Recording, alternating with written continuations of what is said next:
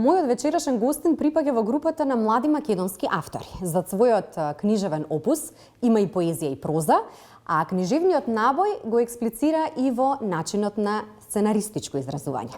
Вечерва гостин во Трилинг авторот Стефан Марковски.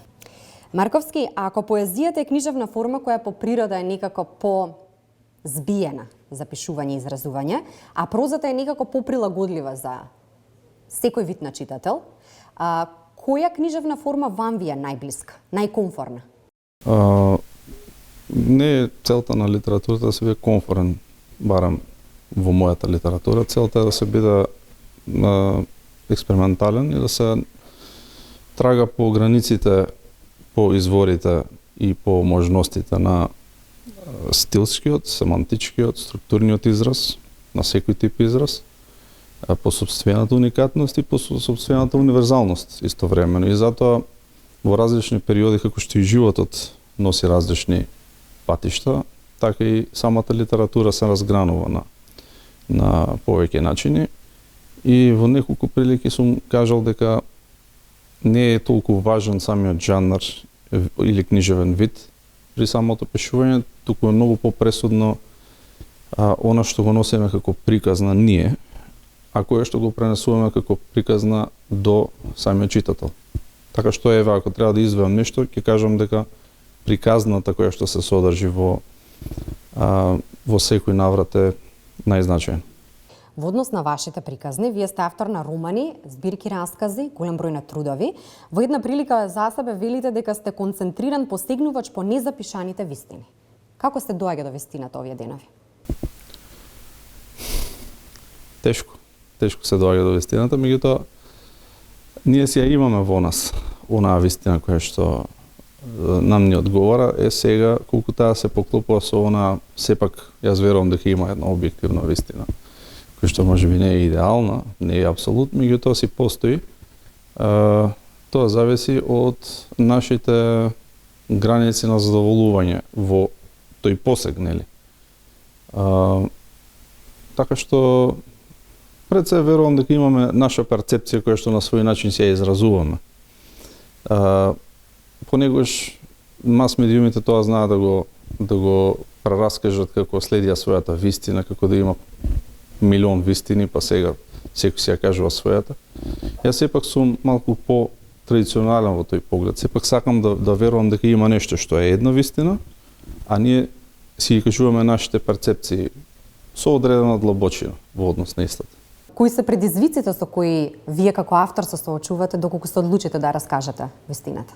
Длабочината на вистината е безцената. Не може да чини. Не верувам дека има таква нешто како цена. И во таа смисла таа е една голема жртва, кажувањето на вистината. До крај кажување. Сега, колку е тоа валидно во очи на книжевната критика, книжевната публика, и верувам дека и во другите уметности постои една таква еквиваленција, значи ликовната критика публика, музичката критика публика и така натаму. Колку тоа валидно зависи од некој дух на времето во кој што живееме, некои тенденции и слично. Практично една голема саможртва, накратко кажам.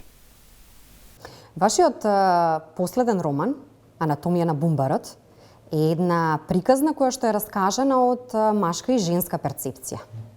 Но она што е очигледно е дека преку овој роман вие побудивте голем интерес и големо внимание. Минатата година беше прогласен за најчитан на електронската платформа на Амазон. Што значи овој интернационален пробив? Дали наметна една своевидна поголема, да речеме, книжевна одговорност? Се разбира дека да, одговорноста е пред самиот автор, кон неговиот книжевен, но и кариерен пат, да речеме, затоа што само себе обсервацијата во литературата може да долови подобрување. Значи, не само тоа, меѓутоа тоа е една од клучните алатки за таа работа. Ако ја споредиме природата на литературата со природата на музиката и филмот и другите уметности, ќе забележиме дека таа е доста поинтровертна. Доста е посвртена кон себе си дури и самиот читател кога чита книга развива на некој начин поинтимен однос, затоа што станува збор за контекст директно со текстот. Еден читател може да чита една книга. Не станува збор за колективно читање и слично. Кога авторот е сам со себе, со своите мисли, кога ги растопува на хартијата и кога буквално вади дел од својата душа на таа хартија, ја изнесува искрено, на еден сепак префинат начин. Каков е статусот на авторите денеска во Македонија? Мислам дека читателите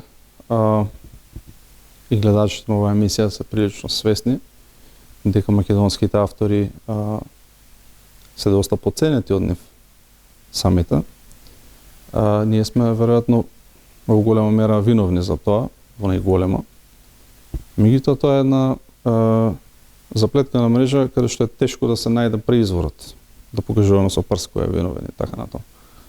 Значи, за разлика од минатото кога авторите можеле да живеат од своите текстови, од една статија, да речеме, во едно книжевно списание, која што била еквивалентна на плата. Меѓутоа тие не објавувале само во едно списание, објавувале во повеќе, плюс работеле некоја редовна работа, доколку се споредуваме на еден таков начин со другите, нели, додам контра претходното прашање. Свесни сме дека нема живеачка од пишување.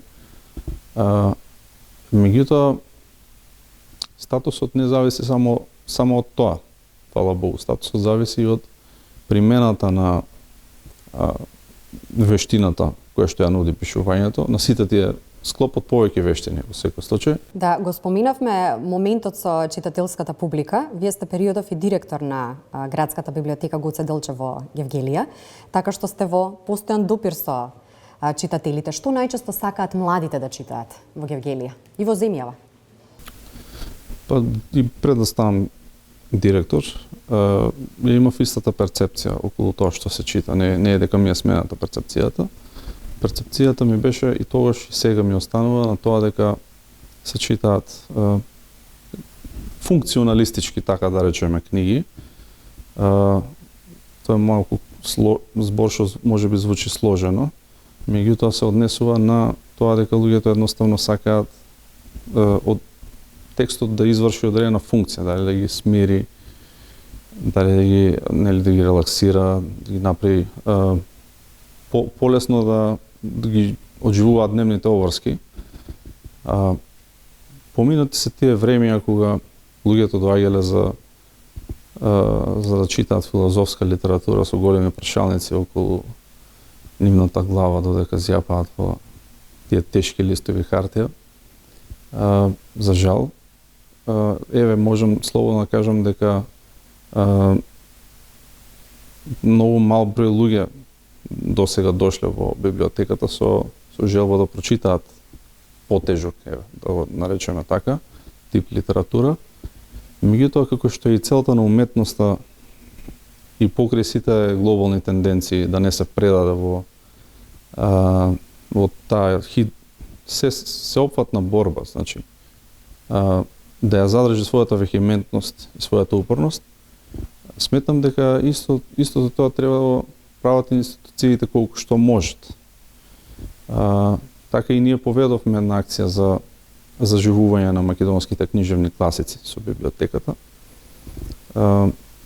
Книги од типот на Црвениот коњ, Црно семе, Послание од Блаже Конески и некои други книги.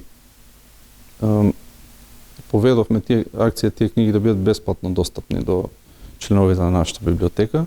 Книги кои што се со своја посебно место во историјата на македонската литература на 20-тиот век. Овде се вклучени и книги од 19-тиот век и ќе оставиме на времето да покаже колку ќе се зголеми интересот за читање на тие книги, кога се веќе направени да бидат на таков начин достапни. Ако под инспирација се толкува моменталниот нагон за пишување, колку сте инспирирани последниот период или сите оние глобални случувања кои што се околу нас прават некако да ви биде тесно во сопствена кожа?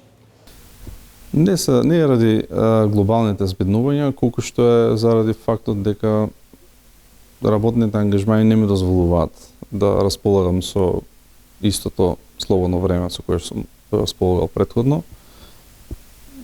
Оние 15 минути слободно време што ги имам во неделата за пишување, ги користам за да се посветам на еден ракопис кој што го имам осмислувано околу 2 години уназад. Така, буквално за моја душа го пишувам, не ќе видиме како ќе резултира сето тоа. Ви благодарам за вечерашното гостување во Трилина. Благодарам на вас.